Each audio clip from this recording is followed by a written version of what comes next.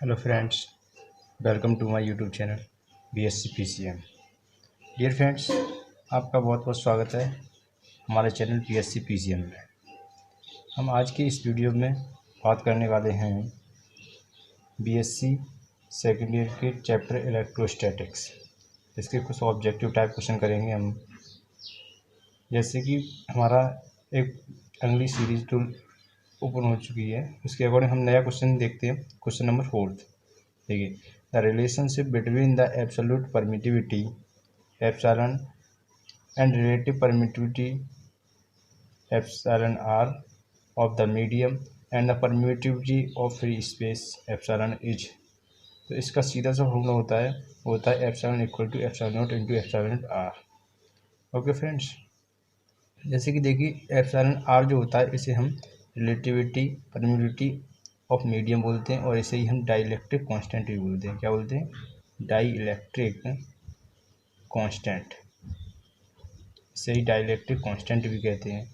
Dear students, अब चलते हैं नेक्स्ट क्वेश्चन पे, जो कि हमारा है the value of permittivity of vacuum is. यानी value of permittivity of vacuum, यानी परमिटिविटी यानी एप्सिलॉन नॉट एप्सिलॉन जीरो की वैल्यू क्या होती है इन वैक्यूम में। तो इसकी वैल्यू होती है 8.954 into 10⁻⁻12 coulomb square per newton metre square. Dear friends, तो इसके अकॉर्डिंग इसका जो आंसर होगा वो 8.9 into 10⁻12 coulomb square per newton metre square, ये वाला। डियर फ्रेंड्स, अब हम चलते हैं नेक्स्ट क्वेश्चन पर, जो कि हमारा है क्वेश्चन नंबर 6। जैसा कि आप देख पा रहे होंगे क्वेश्चन नंबर 6 को देखिए, ये रहा the dielectric constant of air is. In dielectric constant का मतलब है के, यानी रिलेटिव परमिटिविटी ऑफ मीडियम यानी एप्सिलॉन आर क्या होता है ऑफ द वैक्यूम का, तो वो होता है 1। किसमें होता है? ये वैक्यूम में, VACUUM वैक्यूम में। तो इसका क्या होता है? 1। नेक्स्ट क्वेश्चन पर चलते हैं हम, जो कि है हमारा क्वेश्चन नंबर 7। कौन सा है? क्वेश्चन नंबर 7, ये रहा the vector form of Coulomb's electrostatic force in air in SI system is. यानी वेक्टर फॉर्म निकालनी है ऑफ द इलेक्ट्रोस्टैटिक फोर्स की इन एयर यानी वैक्यूम में SI सिस्टम के अकॉर्डिंग। तो देखिए क्या होगा, इसका फॉर्मूला होता है F equal to 1/4 epsilon naught Q1 Q2 upon R square और R कैप। तो देखिए इसमें जो है वो एप्सिलॉन नॉट, ये भी गलत है, ये भी गलत है, ये तो सीधा सीधा फॉर्मूला होता है, सभी जानते हैं। तो इसका ऑप्शन होगा फर्स्ट। डियर फ्रेंड्स, अब हम चलते हैं नेक्स्ट क्वेश्चन पर।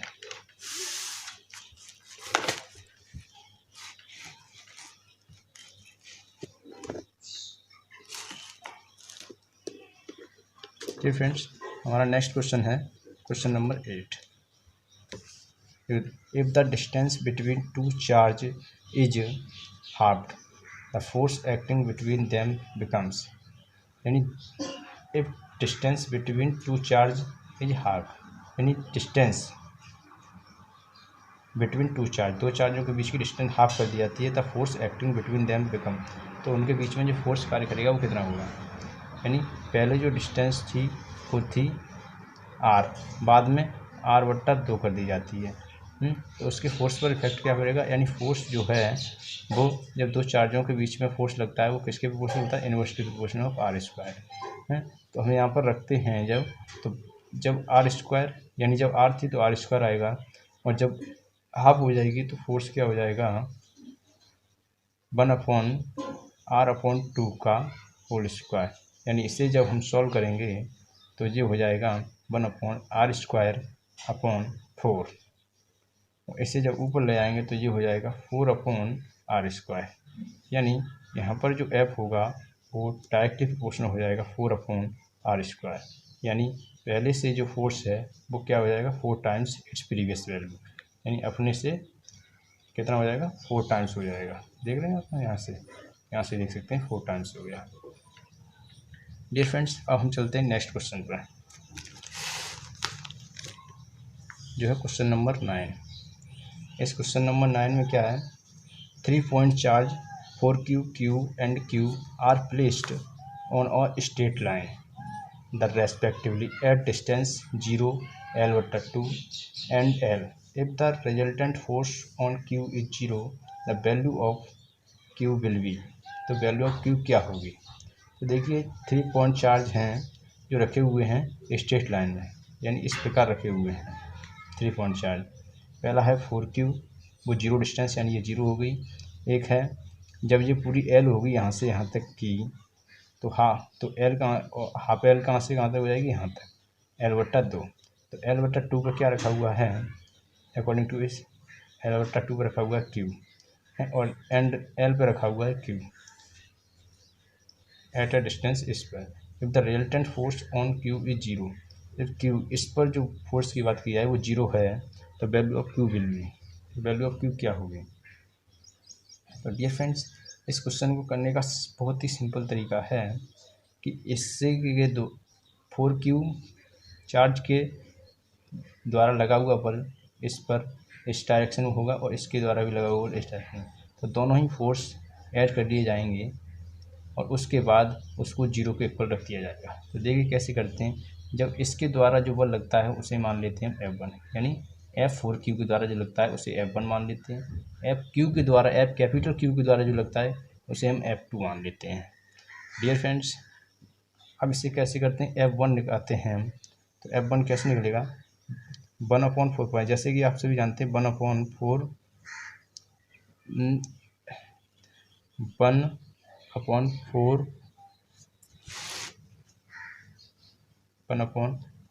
पाई एप्सिलॉन नॉट को हम के लिखते हैं।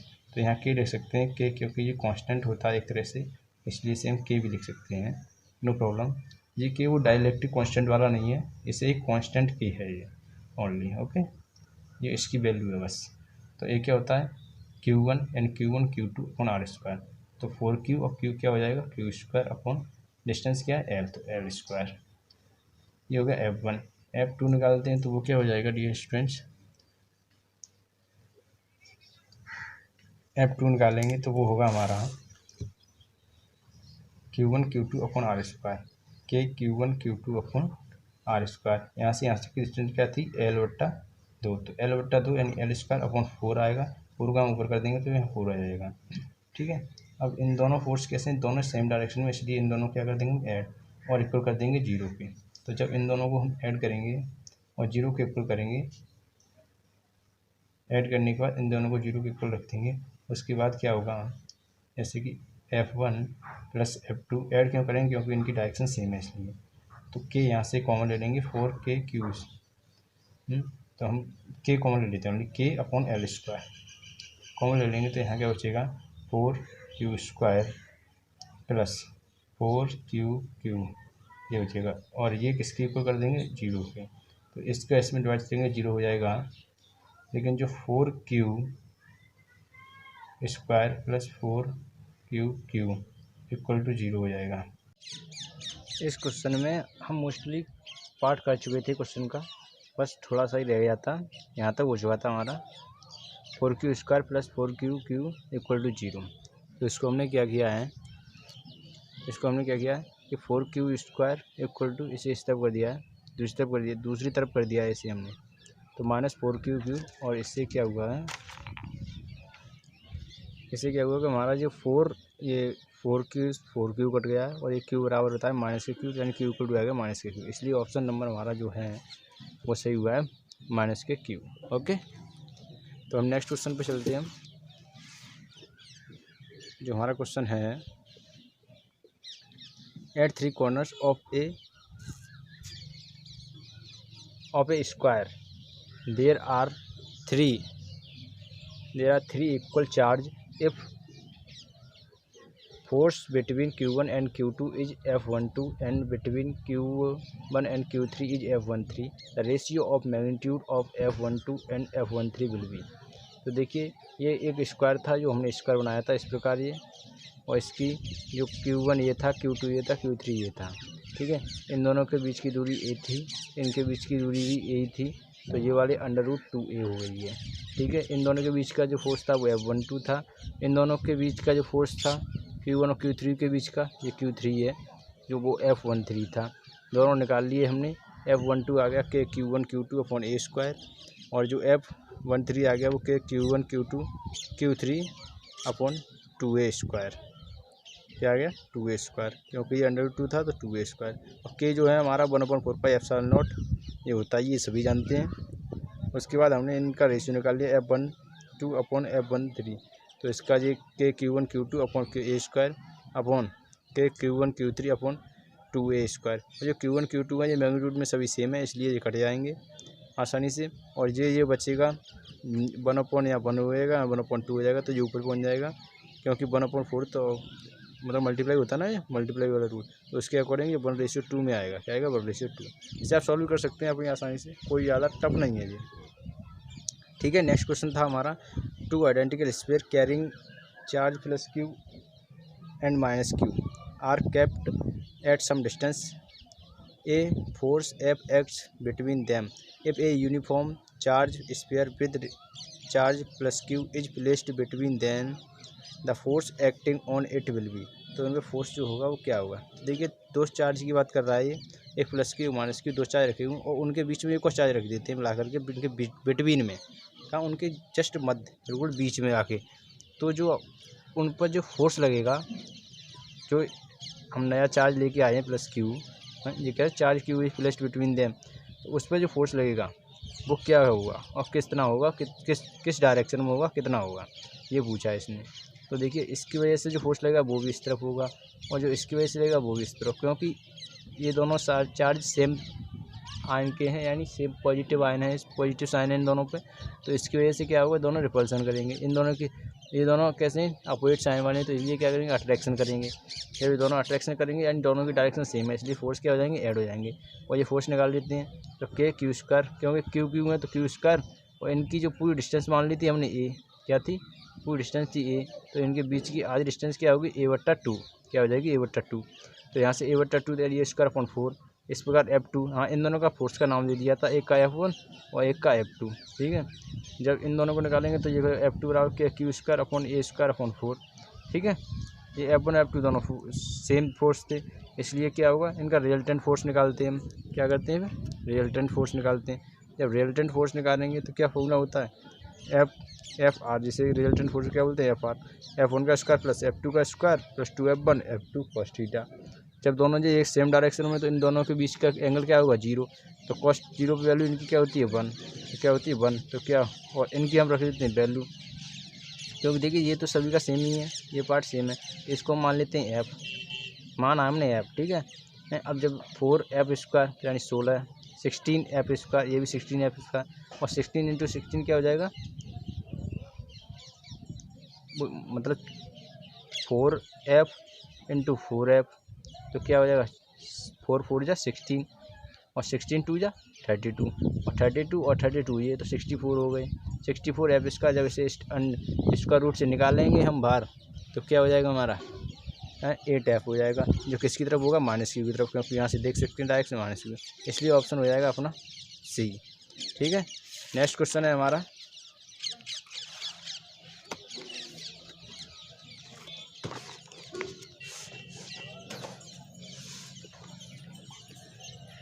वो है, according to Coulomb's law the electrostatic force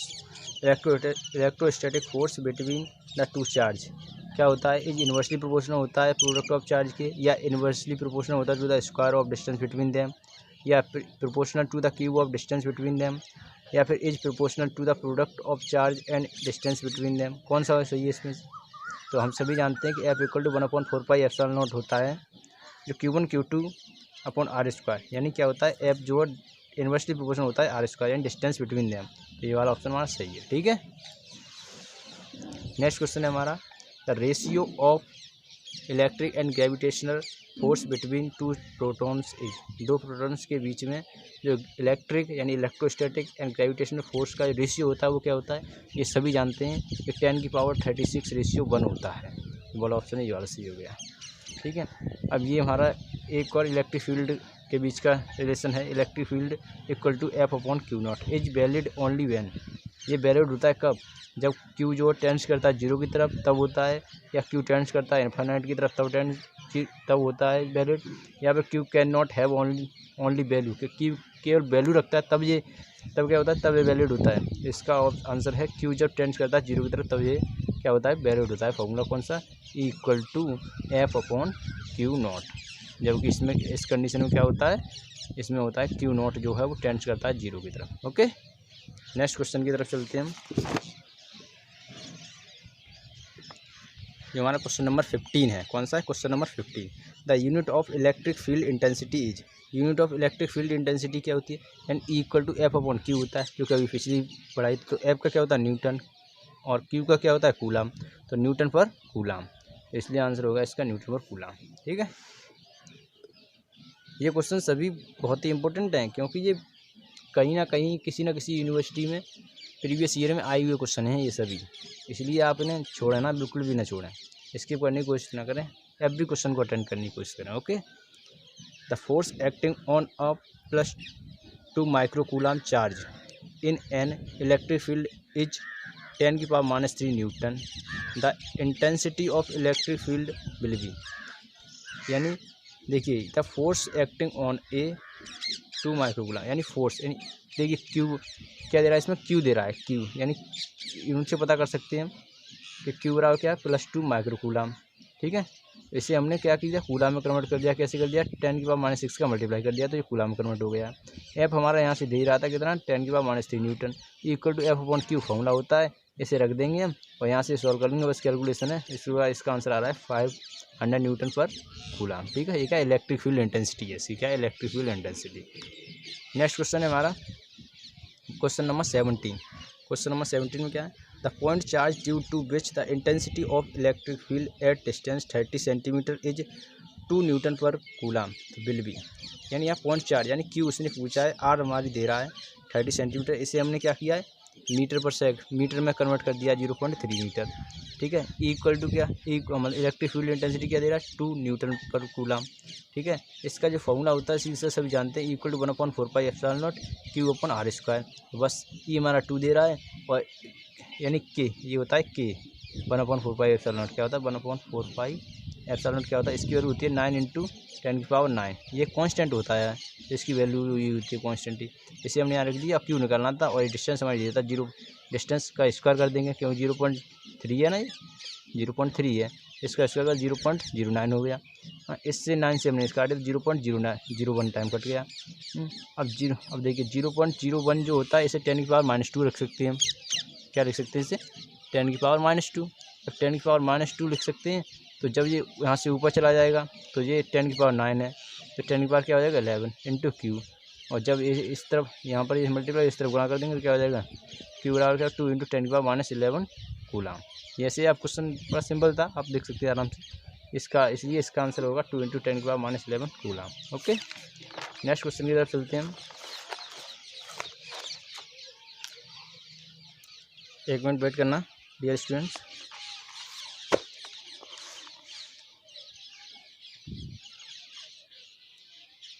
next question है हमारा ये रहा, the electric field intensity due to a charge, एक चार्ज की वजह से charge Q at distance R क्या होता है।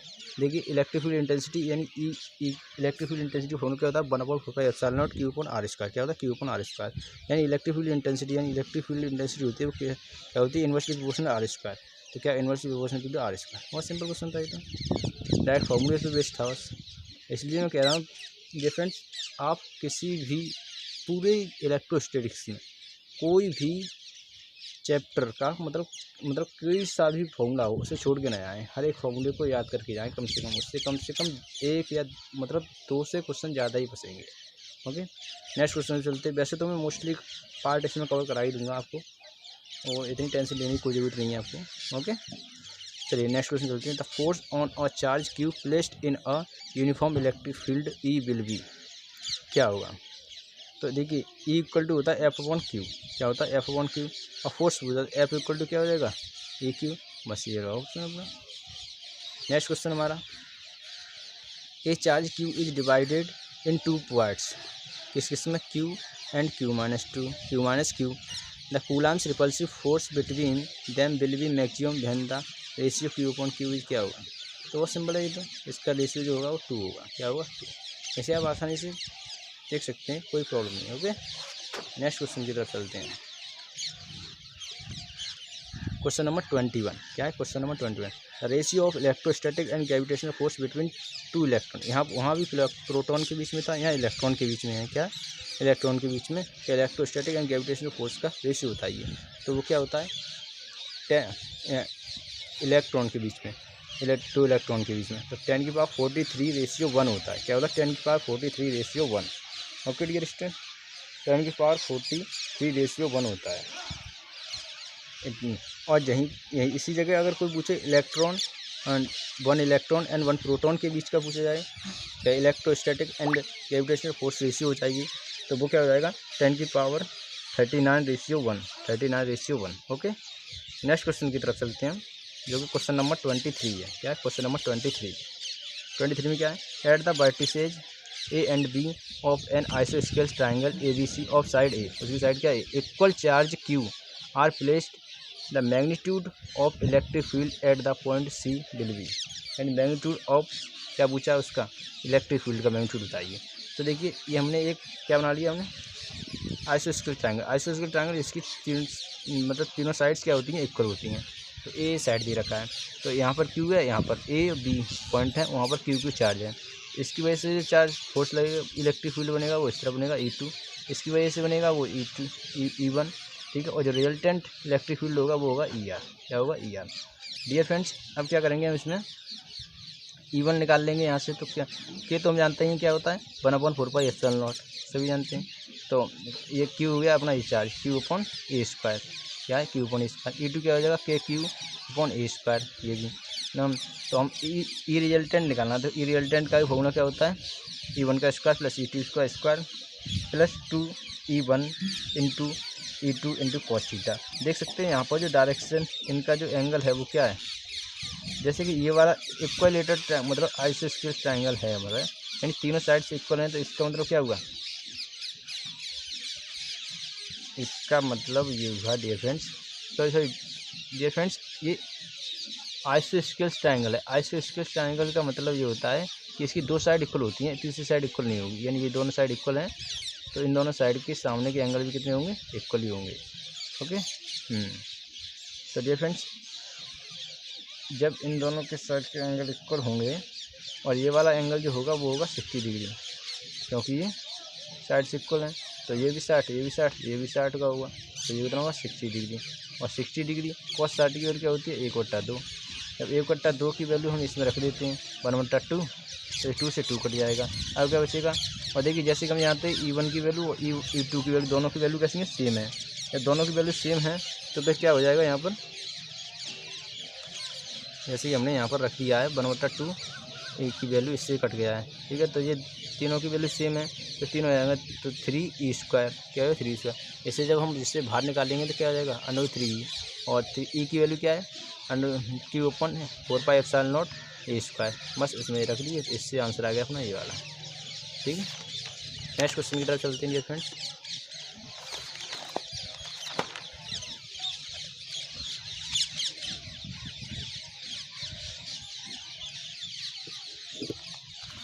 क्वेश्चन नंबर है हमारा 23 डियर फ्रेंड्स। कौन सा क्वेश्चन नंबर है 23।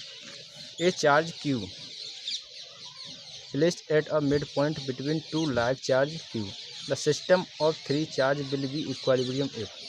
यानी ए चार्ज Q, देखिए दो चार्ज रखे हुए हैं हमारे Q एंड Q, यही तो कह रहा है ना, और इनके बीच में एक चार्ज ला लेते हैं हम Q, ठीक है ऐसे। अब वो कह रहा है इस चार्ज को लाने पर आप बताइए कि ये मतलब इक्विलिब्रियम कैसे हो जाएगा, इस चार्ज की क्या वैल्यू होनी चाहिए जिससे ये इक्विलिब्रियम हो जाए पूरा सिस्टम।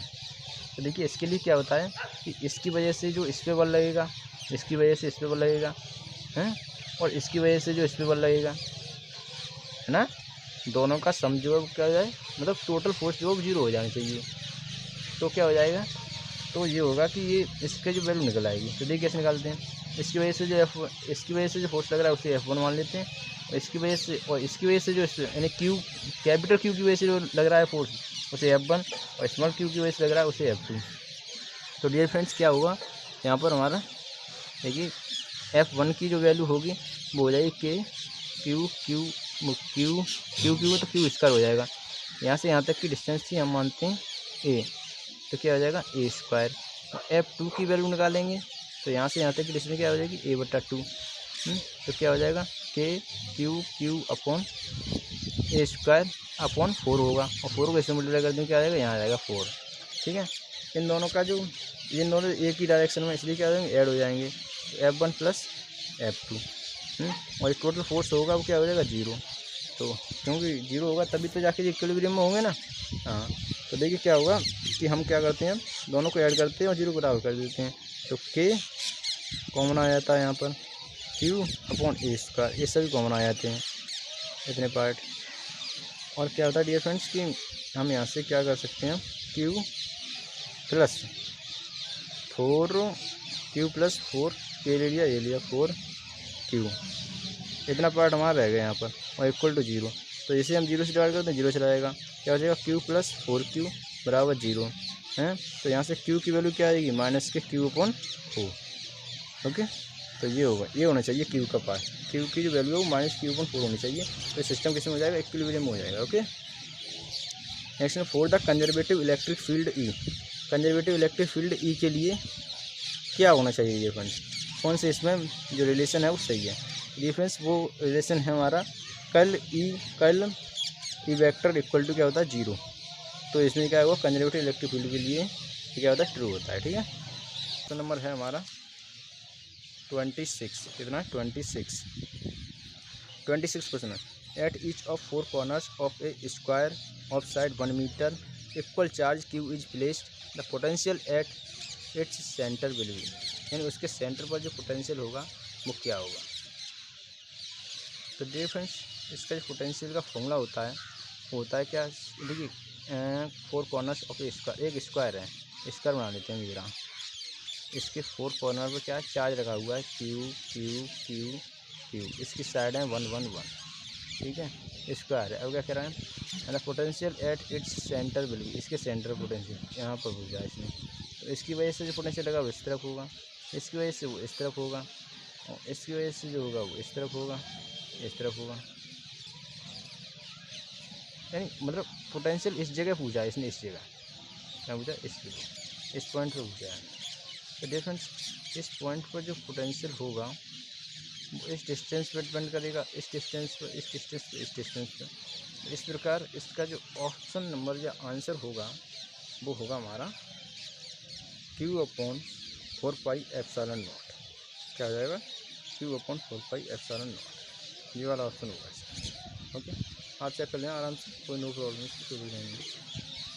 देखिए नेक्स्ट क्वेश्चन है, the electric charge Q1 Q2 and Q3 are placed at distance R1 R2 R3 respectively from a point A, then electric field at A will be, and A पर electric field क्या होगा। तो सभी जानते हैं electric field की पूछ रहा है, तो इलेक्ट्रिक फील्ड क्या होता है, इलेक्ट्रिक फील्ड होता है E इक्वल टू 1/4πε0, और क्या होता है 1/4πε0 क्यू अपॉन आर स्क्वायर। तो ऐसे ही सभी का निकालेंगे, तो Q1 का भी निकलेगा, Q2 का भी निकलेगा, Q3 का भी निकलेगा, और ये तो सभी में कांस्टेंट रहेगा ही रहेगा ना, क्योंकि ये R1 हो जाएगा, ये R2 हो जाएगा, ये R3 हो जाएगा प्लस करके, और ये सभी में कांस्टेंट रहेगा, तो ऑप्शन नंबर ये वाला सही हो जाएगा। ठीक है, नेक्स्ट क्वेश्चन की तरफ चलते हैं फ्रेंड्स हम। ये क्वेश्चन नंबर हमारा होने वाला है 28। कौन सा क्वेश्चन है फ्रेंड्स, 28, क्वेश्चन नंबर 28 की तरफ। एक मिनट फ्रेंड्स, देखिए क्वेश्चन नंबर 28 क्या है, the electron volt is the unit of, electron volt जो यूनिट किसकी होती है, सर यहाँ सभी जानते हैं कि वो एनर्जी की यूनिट होती है, किसकी होती है, एनर्जी की यूनिट होती है। ठीक है, नेक्स्ट क्वेश्चन है, the relationship between the electric field E and potential difference V is, and electric field E और पोटेंशियल डिफरेंस वी में क्या वो होता है, मतलब रिलेशन होता है, तो वो होता है equal to minus del V over D, इसे बोलते हैं डाइवर्जेंट, क्या बोलते हैं डाइवर्जेंट वेक्टर इनटू वी, ये वाला रिलेशन होता है, ठीक है। नेक्स्ट क्वेश्चन है क्वेश्चन नंबर 30 क्वेश्चन नंबर क्या है, the electric potential in a region is हुवी, यानी हुवी बराबर 2x + 3y, the electric field intensity E there will be. ये फ्रेंड इसका आंसर आप कमेंट सेक्शन में मुझे अवश्य बताएं। इस क्वेश्चन को मैं आपके लिए स्किप कर रहा हूँ, ओके। लेकिन मैं फिर बता देता हूँ आपको, इसका आंसर जो होगा वो होगा ये option number 4 and D equal to -2y cap -3j cap, okay. जी फ्रेंड्स, आज की इस वीडियो में हम ओनली 30 क्वेश्चन तक ही करेंगे और बचे हुए सभी क्वेश्चन हम नेक्स्ट वीडियो में करने वाले हैं। आप बिल्कुल भी टेंशन ना लें, आपके जब तक एग्ज़ाम है तब तक हम इलेक्ट्रोस्टैटिक से बहुत सारे क्वेश्चन, यानी कम से कम मिनिमम मान के चलिए आप, मिनिमम 70 क्वेश्चन करेंगे हम। 70 से 80 हो सकते हैं, पर 70 से 60 नहीं होंगे, ये बात ध्यान रहे आपको। और वो भी क्वेश्चन काफ़ी इम्पोर्टेंट और अच्छे क्वेश्चन होंगे विद द एक्सप्लेन के साथ, तो टेंशन ना लें आप बिल्कुल भी। बस हमारे साथ जुड़े रहें और हमारे चैनल को सब्सक्राइब करें।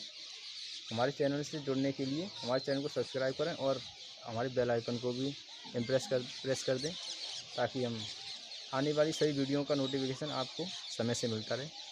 Thank you dear friend, okay, thank you.